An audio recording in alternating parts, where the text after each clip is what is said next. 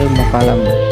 Sebagaimana pada umumnya telah diketahui bahwa masa pertumbuhan pemikiran Islam telah dimulai sejak abad kedua. Dalam abad inilah muncul kalam dan sofisme di kalangan umat Islam. Ilmu kalam sendiri dalam bahasa Arab biasa diartikan sebagai ilmu tentang perkara Allah dan sifat-sifatnya.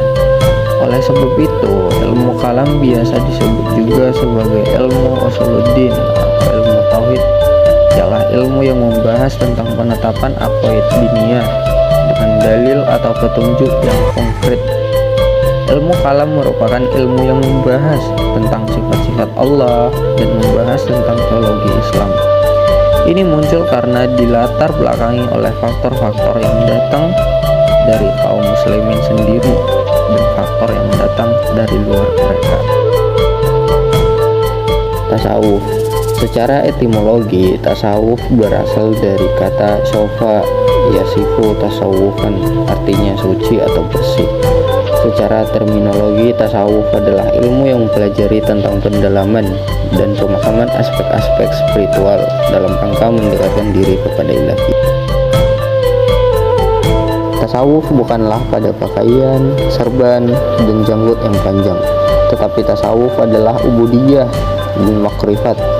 Ia melahirkan akhlak yang halus dengan Tuhannya dan manusia. Kalau seseorang itu tidak dapat mengawal lisannya daripada perkataan yang buruk dan tercela, bagaimana orang itu dapat mengawal hatinya dari sangkaan yang buruk dan sifat tercela?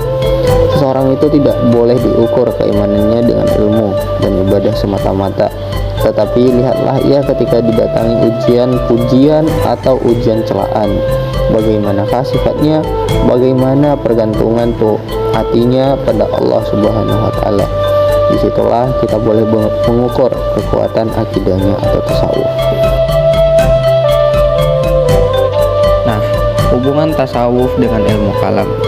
Dalam hubungannya dengan ilmu kalam, ilmu tasawuf berfungsi sebagai pemberi wawasan spiritual dalam pemahaman kalam, penghayatan yang mendalam melalui hati atau zauq dan wijdan terhadap ilmu tauhid atau ilmu kalam, menjadikan ilmu ini lebih terhayati atau teraplikasikan dalam perilaku.